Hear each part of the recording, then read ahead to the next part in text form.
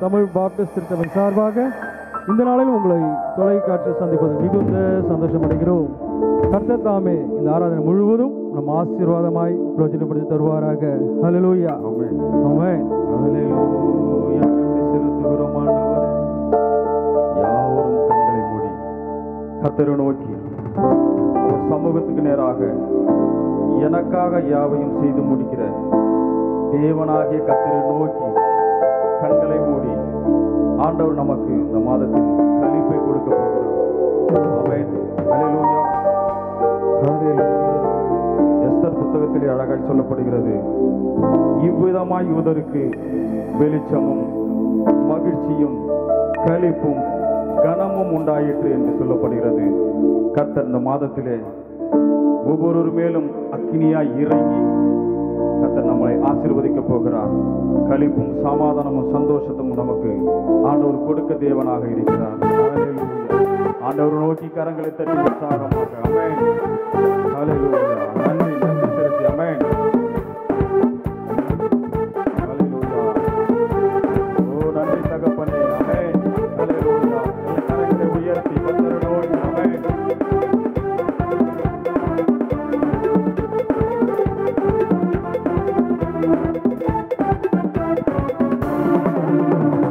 அக்கினியால் இறங்கிடுமே, நிலாவாக அமர்ந்திடுமே, பெரும் காற்றாக வீசிடுமே, ஜீவநதியாக பாய்ந்திடுமே. அக்கினியால் இறங்கிடுமே, அக்கினாவாக அமர்ந்திடுமே, பெரும் காற்றாக வீசிடுமே, ஜீவநதியாக பாய்ந்திடுமே.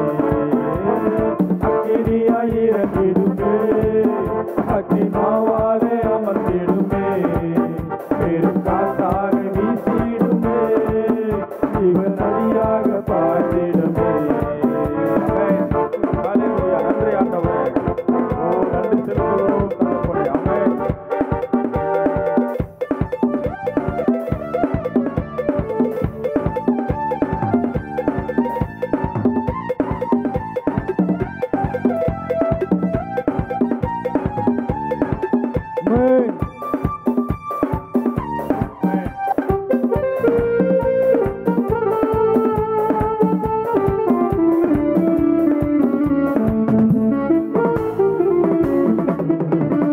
எலும்புகள் பள்ளத்தாக்கில் ஒரு சேனையை நான் காண்கிறேன், அதிகாரம் தந்திடுமே, தீர்க்க தரிசனம் உரைத்திடவே.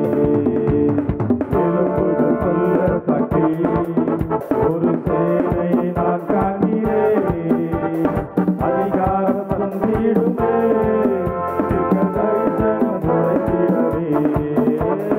அக்கினியாய் இறங்கிடுமே, அக்கினாவாலே அமர்ந்திடுமே, பெரும் காற்றாக வீசிடுமே, ஜீவநதியாக பாய்ந்திடவே.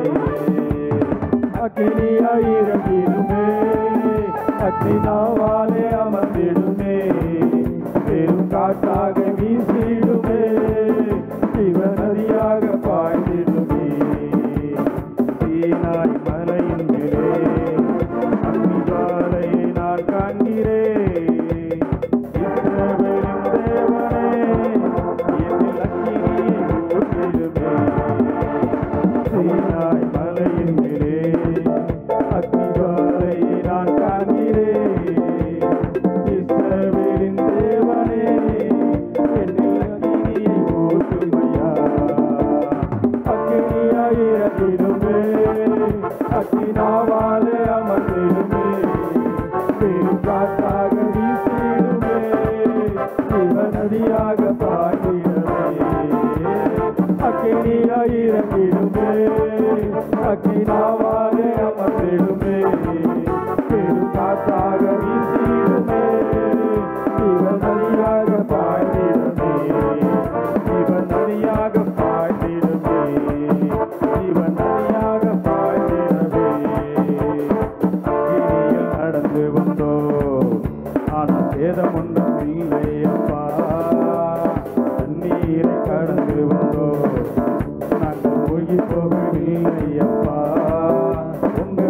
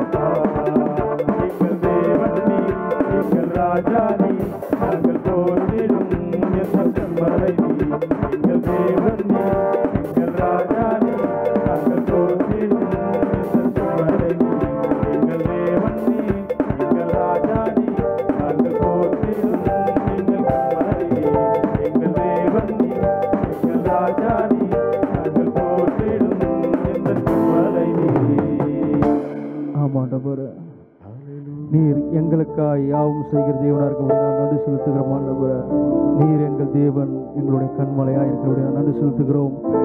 இம்மட்டும் எங்களை பாதுகாத்து பலப்படுத்தி எல்லாவது நெருக்கத்தையும் விடுவித்து பாதுகாத்ததையும் நன்றி செலுத்துகிறோம்.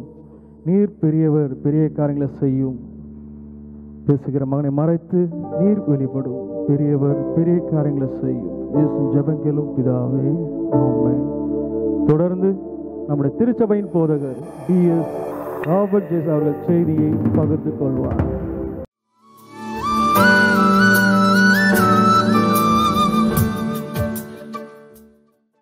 ஆண்டவரும் இரட்சகரும் மீட்பெருமாகிய இயேசு கிறிஸ்து நாமத்தில் உங்களை வாழ்த்துகிறேன். இந்த நாளிலும் கூட சத்தியத்தின் திருவார்த்தையை கேட்கும்படியாய் ஆவலோடு கூட இருக்கிற என் அன்பின் மக்களோடு கூட இயேசு பேசுவார். வாக்குத்தத்தமான வார்த்தையை வாசிக்க கேட்போம். சங்கீதம் 57 சங்கீதம் 2 வசனம்.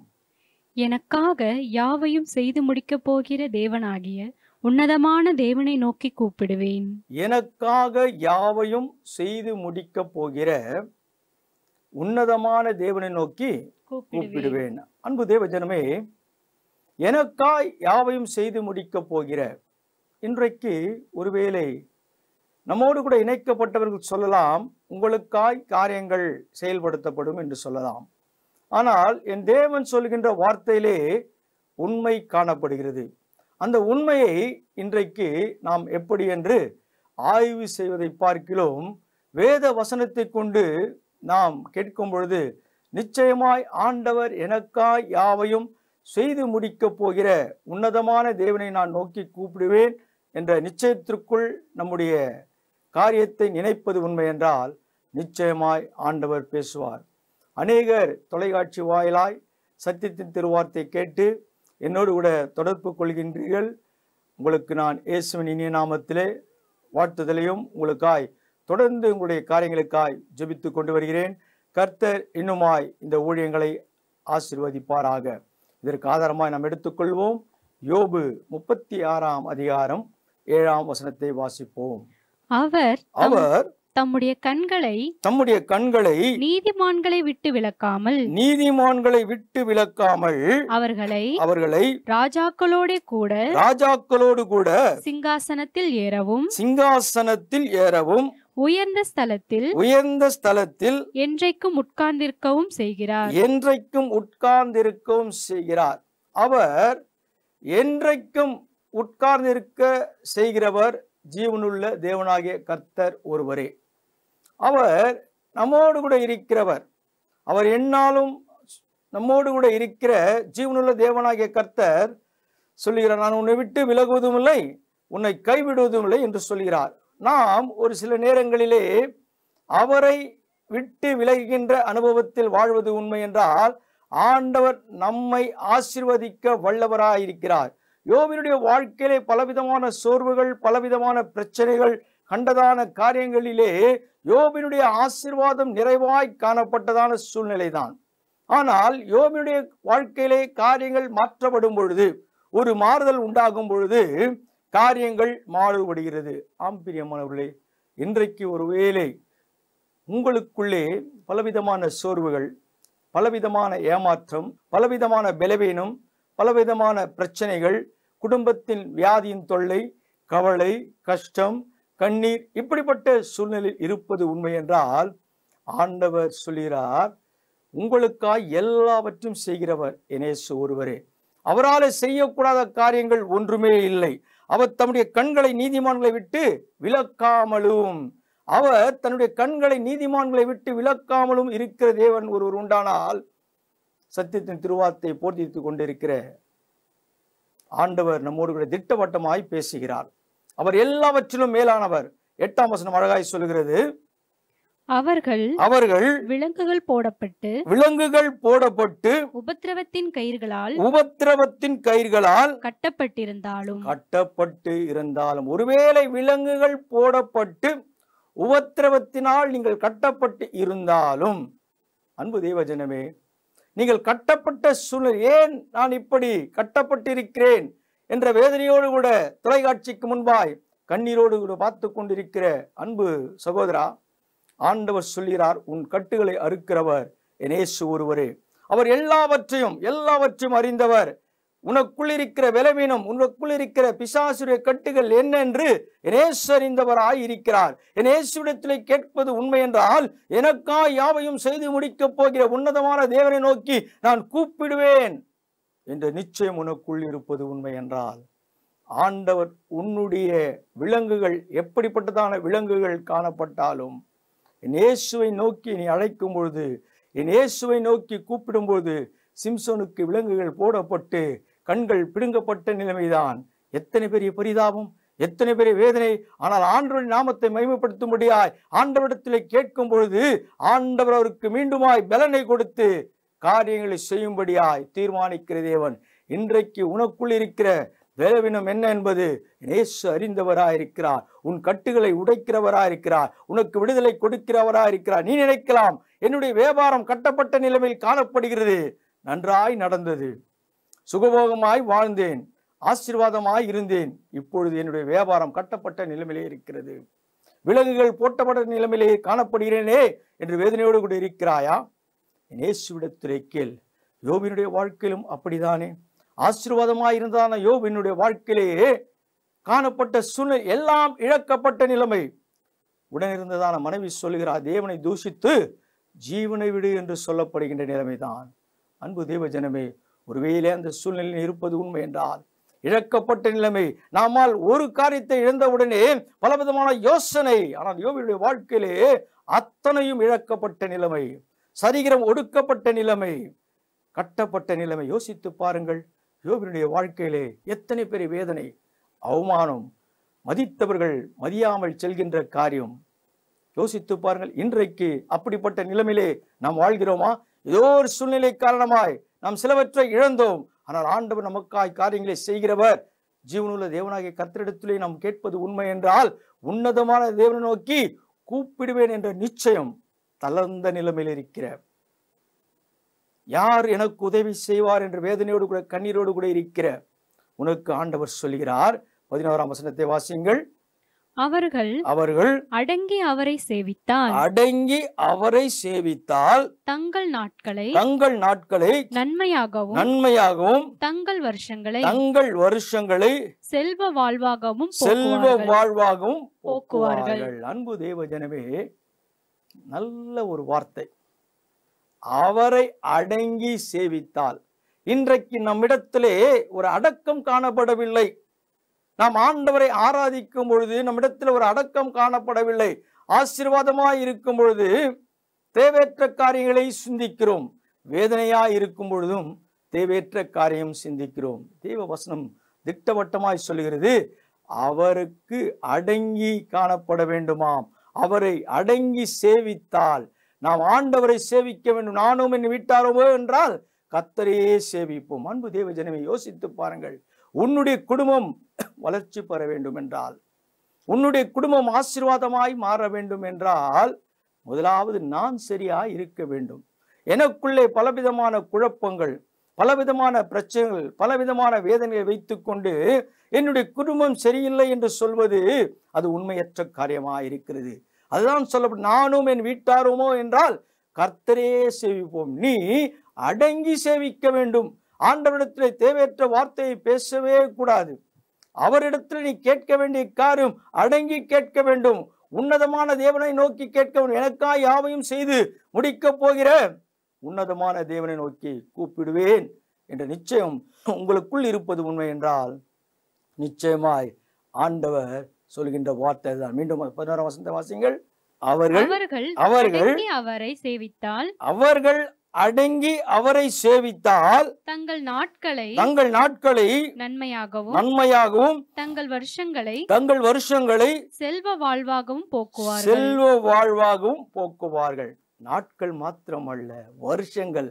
நீ யோசிக்கிறாய் அல்லவா, ஆண்டவரே, இந்த நாளை நான் எப்படி கடக்கப் போகிறேன்? இந்த நாளிலே எனக்கு காணப்படுகின்ற பிரச்சனை, கடன் கொடுத்தவர்கள் கடன் கேட்பார்கள். நான் எப்படி, ஆண்டவர் இடத்தில் ஒன்றுமே இல்லை, நான் திக்கற்றவனாய் இருக்கிறேன், திக்கற்றவளாய் வாழ்ந்து கொண்டிருக்கிறேன், இந்த நாள் எனக்கு எப்படி கடக்கப் போகிறது? இரவு வர வேண்டும் நினைக்கிறாய், இரவு வந்தவுடனே எப்பொழுது பொழுது விடியும் நினைக்கிறாய். ஆண்டவர் சொல்கிறார், நாட்கள் மாற்றம் அல்ல, வருஷங்களையும் ஆசீர்வதிக்க தேவனாயிருக்கிறார். என் தேவனிடத்திலே சேவிப்பது உண்மை என்றால், என் ஆண்டவரிடத்திலே அடங்கி சேவிப்பது உண்மை என்றால், அவர் உன் நாட்களையும் உன் வருஷத்தையும் நன்மையால் முடிசூட்டுகிற தேவனாயிருக்கிறார். நன்மையால் முடிசூட்டுகிறவன் இயேசு ஒருவரே. நீங்கள் அவரிடத்தில் பேசுங்கள். போதும், உலகத்தின் மக்களிடத்திலே பேசின வார்த்தைகள் போதும், மற்றவரிடத்திலே கெஞ்சின காரியங்கள் போதும், கதறின காரியங்கள் போதும். ஒரு குடும்பத்திலே ஒரு இழப்பு என்றால் நாம் தேவனை மறந்து விடுகிறோம். ஏன் அந்த இழப்பு? யோசித்து பாருங்கள். ஏன் அந்த இழப்பு காணப்பட்ட உடனே தேவனை தூஷிக்கிறோம். அதுதான் யோபினுடைய துணைவியார் சொல்கிறார்கள், தேவனை தூஷித்து ஜீவனை விடு. ஜீவனை விடு என்ற வார்த்தை மாத்திரமல்ல, தேவனை தூஷி, தேவனுக்கு அடங்கி போகக்கூடாதபடி ஒரு அனுபவம் காணப்படுகிறது. எப்பொழுது நம் குடும்பத்திலே ஒரு பிரச்சனை காணப்படும் போது, அப்படியா ஒரு ஆசீர்வாதமாய் இருக்கும் பொழுது தேவனை மகிமைப்படுத்த வேண்டும், தேவனுக்காய் செய்ய வேண்டும், இன்னுமாய் ஆண்டுடைய காரியங்களிலே நாம் நாட்டப்பட்டவர்களாய் இருக்க வேண்டும் என்ற நினைவு நமக்கு வருகிறதா? உண்மையாய் அது இல்லவே இல்லை. ஒருவேளை இருக்கலாம், ஒரு சிலருக்கு இருக்கலாம். ஆனால் தேவனுடைய ஆசீர்வாதத்தை பெற்றவுடனே தேவனை மறந்து விடுகிறோம். ஆசீர்வாதம் இழந்தவுடனே தேவனை தூஷிக்கிறோம். அன்பு தேவ ஜனமே, ஆண்டவர் உங்களுடைய கட்டுகளை உடைக்க வேண்டும் என்றால், உங்களுடைய விலங்குகளை ஆண்டவர் உடைக்க வேண்டும் என்றால், நீ ஆண்டவருக்கு அடங்கி சேவிக்க வேண்டும். நீ ஆண்டவரிடத்திலே அடங்கும் பொழுதுதான் உன்னுடைய சுக வாழ்வு நன்மையாய் மாறும். வாழ்க்கை மாத்திரமல்ல, எந்த நாட்கள் எப்படி போகும் என்று ஏக்கத்தோடு கூட காணப்பட்டாய் அல்லவா, அந்த நாட்கள் மாத்திரமல்ல, வருஷத்தை நன்மையால் முடிசூட்டுகிற தேவனாயிருக்கிறார். ஆண்டவர் இன்றைக்கு சொல்லுகின்ற வார்த்தையின்படி நீ செவிசாய்த்து கீழ்ப்படி உண்மை என்றால், ஆண்டவரிடத்திலே கேட்பது உண்மை என்றால், ஆண்டவர் உனக்காய் எல்லாவற்றையும் செய்கிறவர். உலகத்தின் இரட்சகராகிய என் இயேசு ஒருவரே. என் இயேசுவிடத்திலே கேளுங்கள். மனிதரிடத்திலே கேட்ட நாட்கள் போதும், வேதனை அனுபவித்த நாட்கள் போதும். இனி ஒரு நாட்களிலே சுக வாழ்வு உனக்கு தேவை என்றால், நீ கர்த்தரிடத்திலே அடங்கி அவரை சேவிக்க வேண்டும். தீர்மானித்துக் கொள்ளுங்கள். அமர்ந்து கொண்டு சத்தியத்தின் திருவார்த்தை கேட்டுக்கொண்டிருக்கிற அன்பு தேவஜனமே, அமர்ந்து கொண்டிருக்கிற என் அன்பு தாயாரே, ஆண்டவரிடத்திலே இன்றைக்கு நீங்கள் பேசுங்கள். உங்களுடைய பிரச்சனை மாறும். அடங்கி சேவிங்கள், சுக வாழ்வு காணப்படும். 15ஆம் வசனம் சொல்லுகிறது, சிறுமைப்பட்டவர்களை அவர் சிறுமைக்கு நீங்களாக்கி அவர்கள் ஒடுக்கப்பட்டிருக்கையில் அவர்கள் செவியை திறக்கிறார். எனக்கு யார் உதவி செய்வார்? சிறுமைப்பட்டவர்கள், ஒடுக்கப்பட்டவர்கள், எனக்கு காரியங்களை சொல்வார் யாருமே இல்லை என்று நினைக்கிறீர்களா? ஆண்டவர் உங்களுடைய செவிகளை திறக்கிறார். அன்பு தேவஜனமே, யோசித்து பாருங்கள். காதில் வார்த்தை சொல்லுகிறவர் யார்? என்னுடைய வார்த்தை கேட்காதவர்கள் அநேக கூட்டம் இருக்கிறார்களே, எனக்காய் யார் பேசுவார்? என்னுடைய செவிகளை யார் திறப்பார் என்று யோசனையோடு கூட அமர்ந்து கொண்டிருக்கிற அன்பு மக்களே, எனக்காய் யாவையும் செய்து முடிக்கப் போகிற உன்னதமான தேவனை நோக்கி கூப்பிடுவேன் என்ற வார்த்தை உனக்குள் இருப்பது உண்மை என்றால், நீ ஒடுக்கப்பட்ட நிலைமையில் அல்ல, நீ சிறைப்பட்டு போன நிலைமையில் அல்ல, ஆண்டவரின் ஒடுக்கத்தையும் சிறைப்பட்டதான நிலைமையும் ஆண்டவர் மாற்றும்படியாய் உன்னுடைய செவிகளை திறக்கிறார். ஏன்? வேத வசனம் இன்னுமாய் உன் காதுகளிலே ஏறவில்லை. பலவிதமான சூழ்நிலைகள் உன் செவியை திறக்கக்கூடாதபடி, சத்தியத்தின் திருவார்த்தை கேட்கக்கூடாதபடி மந்தமாய் காணப்படுகின்ற சூழ்நிலை என் தேவனுடைய வார்த்தை கேட்கும் பொழுது அபிஷேகத்தின் வல்லமையாய் நிரப்பப்படும்படியாய், உடைய காரியங்களை மாற்றும்படியாய் தேவன் நன்மையான காரியங்களை செய்கிறவராயிருக்கிறார். அன்பு தேவஜனமே, யோசித்து பாருங்கள். ஏன் அழுது கொண்டிருக்கிறேன்? என் கண்ணீரை துடைப்பார் யார் நினைக்கிறாயா? இன்றைக்கு ஆண்டவர் செவியை திறக்கிற தேவன் மாத்திரமல்ல, 16ஆம் வசனம் சொல்லுகிறது, அப்படியே அவர் உம்மையும் நெருக்கத்தினின்று விலக்கி. அன்பு தேவஜனமே, அப்படியே அவர் செவியை திறக்கிற தேவன் மாத்திரமல்ல, அப்படியே அவர் உம்மையும் நெருக்கத்தினின்று விலக்கி ஒடுக்கமில்லாத விசாலத்திலே வைப்பார். உம்முடைய போஜன பந்தி கொழுமையான பதார்த்தங்களால் நிறைந்திருக்குமாம். அன்பு தேவஜனமே, யோசித்து பாருங்கள்.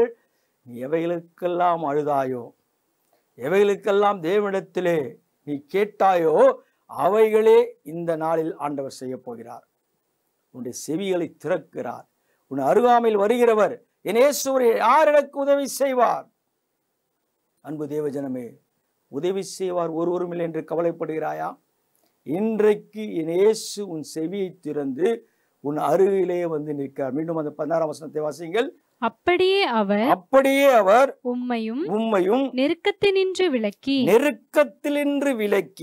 ஒடுக்கமில்லாத ஒடுங்கி போய்விட்டேன். யோபினுடைய வார்த்தை சொல்லப்படுகிறது, நான் ஒடுங்கி விட்டேன். என்னை மதித்தவர்கள் எனக்கு விரோதமாய் காணப்படுகிறார்கள். நான் ஒடுக்கப்பட்டேன். ஒருவேளை நீ ஒடுங்கி காணப்படுகிறாயா? உண்மையா என் இயேசு சொல்லுகிறார், நீ ஒடுக்கப்படுகிற மக்கள் அல்ல, உன்னை ஆண்டவர் விசாலத்தில் கொண்டு போய் நிறுத்துகிறாராம். விசாலத்தில் கொண்டு போய் நிறுத்துகிற தேவன் மாத்திரமல்ல, வாசிங்கள். உம்முடைய போஜன பந்தி கொழுமையான பதார்த்தங்களால் நிறைந்திருக்கும். அன்பு தேவஜனமே, யோசித்து பாருங்கள். ஒருவேளை ஆகாரம் இல்லை, சாப்பிடுவதற்கு உணவு இல்லை, ஒன்றுமே இல்லை என்று கண்ணீரோடு கூட இருந்தாய் அல்லவா? என் இயேசு உன் செவியை திறக்கும் பொழுது, உன் அடுகிலே வரும் பொழுது, உன்னை ஒடுக்கப்பட்ட மக்கள் என்று நினைத்ததான இடத்திலே என் தேவன் வரும்பொழுது, உன்னுடைய போஜன பந்தி பதார்த்தங்களால் நிறைந்திருக்குமாம். யோசித்து பாருங்கள். ஆண்டவரே, எனக்கு உண்ணுவதற்கு உணவு இல்லை, ஒன்றுமே இல்லை, நான் எப்படி இந்த நாளை கடக்கப் போகிறேன்? இந்த நாள் மாத்திரமல்ல, வருஷங்களை நன்மையால் முடிசூட்ட போகிறாராம். சுகவாழ்வு, உன்னுடைய வாழ்க்கையிலே சுகவாழ்வு காணும்படியாய் இயேசு செய்கிறவராயிருக்கிறார். போஜன பந்தி பதார்த்தங்களால் நிரம்பி இருக்கும்படியாய் என் பாத்திரம் நிரம்பி வழியும். அன்பு தேவஜனமே, சத்துருவுக்கு முன்பாய் நீர் எனக்கு ஒரு பந்தியை ஆயத்தப்படுத்தி என் பாத்திரம் நிரம்பி வழியும்படியாய் செய்கிறவர் நீர் ஒருவர் மாத்திரம். அப்படியாய் என் இயேசு இன்றைக்கு அப்படிப்பட்டதான அபிஷேகத்தின் வல்லமையாய் உன்னை ஆசீர்வதிக்கும்படியாய் இறுதியாய் சொல்லப்படுகின்ற வார்த்தை ஏசாயா 58ஆம் அதிகாரம் 8ஆம் வசனத்தை வாசிங்கள். அப்பொழுது விடியற்கால வெளுப்பை போல உன் வெளிச்சம் எழும்பி உன் சுகவாழ்வு சீக்கிரத்தில் துளிர்த்து உன் நீதி உனக்கு முன்னாலே செல்லும். அன்பு தேவஜனமே, அவர் தன்னுடைய கண்களை நீதிமான்களை விட்டு விலக்காமல் நீதி செய்யப்படும். சுகவாழ்வு துளிர்க்கும். நீ எழும்பி ஒடுக்கப்பட்ட கட்டுகள் போடப்பட்ட உன்னை ஆண்டவர் எழும்பும்படியாய் செய்கிறாராம். யார் இதை செய்யக்கூடும்?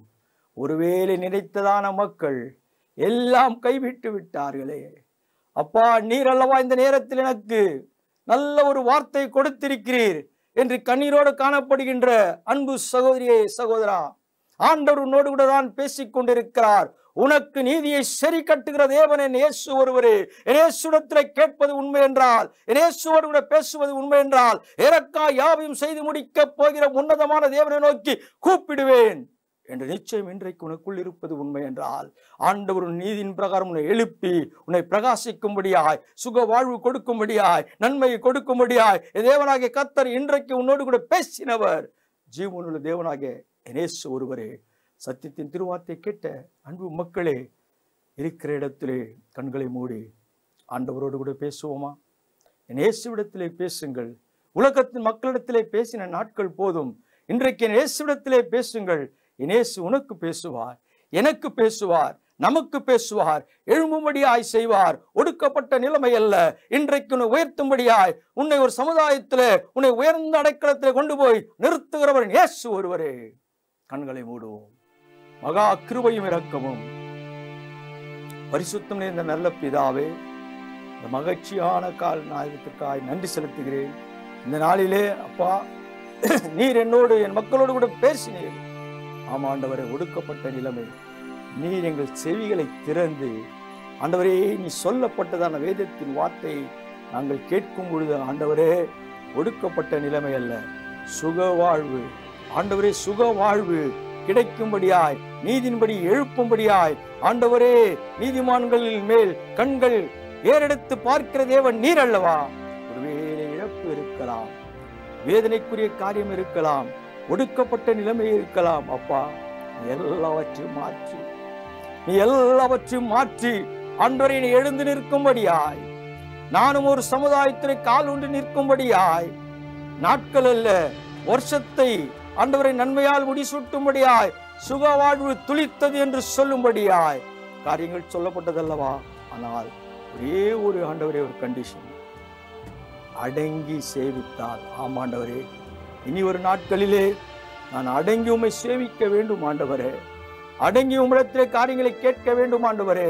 ஏதோ ஒரு சிறிய இழப்பு எனக்கு வேதனைக்குரிய காரியமாய் இருந்தாலும் ஆண்டவரே, உம்மை நான் தூஷித்த நாட்கள் உண்டு ஆண்டவரே.